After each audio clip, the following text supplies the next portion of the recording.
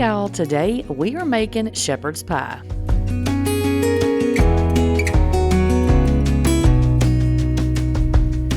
Okay, so I'm going to start by making my mashed potatoes, or getting them started anyway. I'm just going to take some russet potatoes. I'm going to peel those, wash them, and then dice them up into cubes. I know that most people know how to make potatoes, but on the offhand chance there is one of y'all out there that does not know how to make potatoes, I'm going to leave this in here. I almost didn't, but then I changed my mind at the last minute. And I also want to talk about the fact that I called this shepherd's pie. I am aware that shepherd's pie is normally lamb, but I don't eat lamb. I don't care for it personally, so I always use ground beef in mine. So I know I'm supposed to call it cottage pie, but I have always called it shepherd's pie, no matter what kind of meat is in here. So y'all let me know down in the comments, do y'all call it shepherd's pie, or do you only call it shepherd's pie if you make it with lamb? I'm curious about that because, like I said, I don't think I knew until I was grown that it wasn't supposed to be, that I wasn't supposed to be calling it shepherd's pie. You know, does that make sense? But anyway, it's neither here nor there. We're going to make one. We're going to make it. I have my oven preheating to 350 degrees Fahrenheit. I have washed and diced up my potatoes, and I'm putting them on the stove. Y'all saw how many potatoes I use, so you'll see how much, stuff I add to them. Now, I always add just a little bit of salt to my potatoes while they're boiling because, y'all, you have to season potatoes. You just have to do it. And it doesn't matter how much water you put in here. Just cover them with water, and as they're boiling, don't let them run out of water. That's pretty much all you have to do. It doesn't have to be measured. So for the meat part of this, I am using just some ground beef. This was a really big pack that I had that had a couple of pounds in it, so I'm just using half of that. About a pound of ground beef is what I'm using. And my son has never liked the vegetables, so we do not put the vegetables in ours. I know some of y'all probably saw the picture and was like, where's the carrots, where are the peas? I serve mine on the side. I like them, but he never has. So, you adjust in life. You adjust, and it doesn't really matter to me. So my vegetables will be served on the side.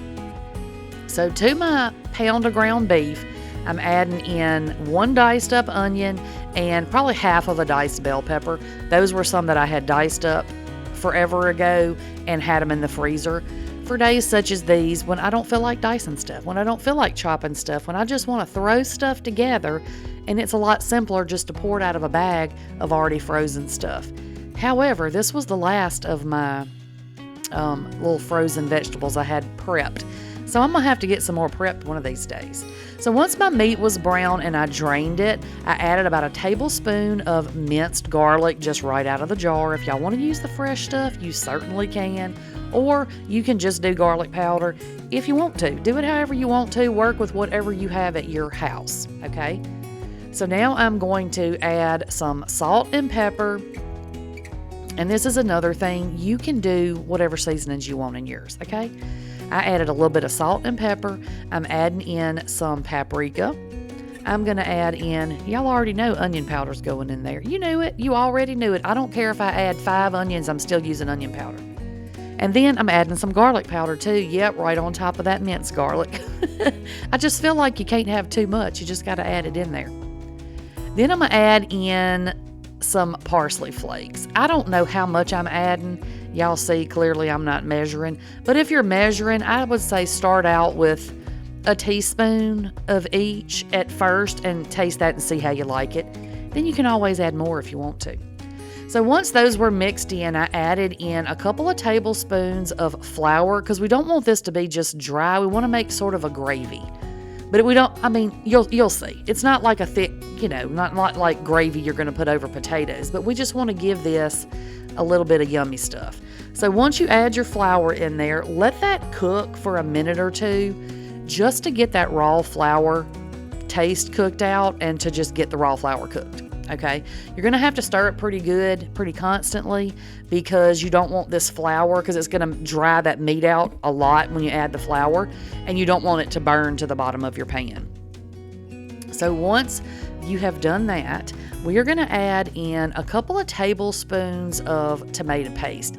You don't want a whole lot. I don't like mine to have a heavy tomato flavor. Hopefully that makes sense. I don't want it to be super tomato-y. I don't want it to taste like a pasta sauce. You know what I mean? So I just add in a couple of tablespoons of the tomato paste, and you're going to stir that in until the tomato paste is good and incorporated into your mixture. Then I'm adding in about 1.5 cups of beef broth. And again, this is something I normally wouldn't measure, but I'm trying to measure some of it for y'all, just to give you a guide to go by, right? So I added about, like I said, 1.5 cups of beef broth. And if you had anything stuck to the bottom of the pan, that beef broth, once you add that in there, is going to bring that up. See how clean the bottom of my pan is now? So don't worry if you have a little bit of stickage when you're cooking your flour. So now I'm going to add in about a tablespoon-ish of Worcestershire sauce, just to give it that little bit of extra flavor. You know what I mean? Just a little bit. If you've had Worcestershire, now if you don't like the taste of Worcestershire, don't add it in here, because you will taste it even though you're adding just a little bit. So I add, like I said, about a tablespoon-ish to mine. You can add however much you want. And if you're adding vegetables to this, you would have sauteed your fresh vegetables in when you added in your onions and peppers, okay? So if you're using fresh, if you're using like frozen peas, then I would add it towards the end, because you don't want them to turn to mush. So now you're going to pour your meat mixture into a greased 9x13 pan, and I'm going to just spread it out, and then I'm going to let it sit to the side. It doesn't matter how long. I just let it sit over to the side to cool down just a little bit. I don't want, when I add my potatoes on top, I don't want all the gravy to soak up through the potatoes. Does that make sense? So I kind of want to let the liquidy part of the meat sit for just a little bit and cool down. So now we're going to get back to these potatoes. So I've boiled my potatoes. You need to boil them till they're fork tender. That just means if you stick a fork through your potato, it just goes right on through. And then I add about 1/2 stick of butter. And I'm going to, because my potatoes are really, really hot, I'm just going to kind of bury my butter under the potatoes, just so it'll start to melt my butter for me, okay? That's just the easiest way. If you use butter out of the tub, it's going to melt a lot faster. And then now I'm going to add in about 1/4 cup-ish of some sour cream. You can also use, the non-fat plain Greek yogurt in place of your sour cream if you want to try to make it a tiny bit healthier. You can certainly do that. I have done that before, and it tastes fine. So I'm just, like I said, letting my butter melt just a little bit. And now I'm going to season this with some onion powder, garlic powder, and some salt and pepper. Okay, and I would highly suggest when you start mixing your potatoes, once you kind of get them to start getting creamy, taste them, because in my opinion, you have to add a lot of seasoning to mashed potatoes. Otherwise, they just taste so bland that nobody wants to eat them. So make sure that you take a little taste as you're cooking these to make sure that the flavor is good, okay? So if you don't mind lumps in your potatoes, you can just mash these, like with a fork or with a potato masher or whatever you want to use. I like my mashed potatoes smooth. I don't like chunks of potato in my mashed potatoes. So I'm going to use my hand mixer.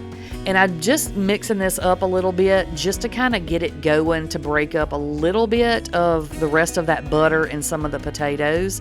And now I'm going to add a little bit of milk in. Start with about 1/4 cup. If you need to add more, you can always add more. But if you add too much, then you're going to end up with watery potatoes. So always start on the low side. Just add a little bit and then a little bit more if you need it, and all those things. So I've been doing this a long time. I can kind of eyeball how much I need. And this was a perfect amount for me. 1/4 cup of sour cream, 1/4 cup of milk, 1/2 stick of butter. But again, you're going to have to judge on how many potatoes you have, and how creamy they are. You know what I'm saying? So just you can do it. I promise you can do it. So then I sprinkle a little bit of cheese down over my meat because y'all already know you can never have too much cheese. So I put a little bit of cheese down over my meat, and then I'm going to pour my potatoes right on top, and I'm going to carefully smooth these out. I'm trying not to mess too much with the meat underneath. I don't want it, I want it to stay in layers. I don't want the meat to mix in with my potatoes. You know what I'm saying? So I'm just carefully with my little silicone spoon, my favorite little silicone spoon, which it's kind of getting a little tear in it. Y'all, I'm going to have to get a new one, but anyway, it's my favorite. I'm going to have to definitely see if I can. I don't know if I ordered them on Amazon or what, but I'm going to have to see if I can get the same ones because I really like these. So, anywho, smooth your potatoes out the best you can. It does not have to be perfect. Some people don't really smooth them out. They leave little peaks and try to make it look all fancy. It doesn't matter to me. It's all going to taste the same. So, once I get my potatoes all smoothed out, I'm going to add on another helping of cheese. And this is you can add as much cheese as you want. It's another thing you can kind of figure it out on your own. If you like a lot of cheese on yours, add you a lot of cheese. If you just like a tiny bit of cheese, add a tiny bit of cheese. Does not matter. It's going to turn out delicious either way. You know it's going to turn out delicious. But again, make sure that those potatoes are seasoned good before you stick these darn things in the oven. So we're going in the oven 350 degrees Fahrenheit for about 30 minutes. And this is what they look like when they come out. You can see right around the edges where it's bubbling, where that kind of gravy bubbled up. And this is what it looks like when you put it on the plate. Y'all, this shepherd's pie is so good. If you've never tried it, you have got to give this a try. Okay, that's all I've got for y'all today, and I'll catch y'all on the next one. Bye, y'all.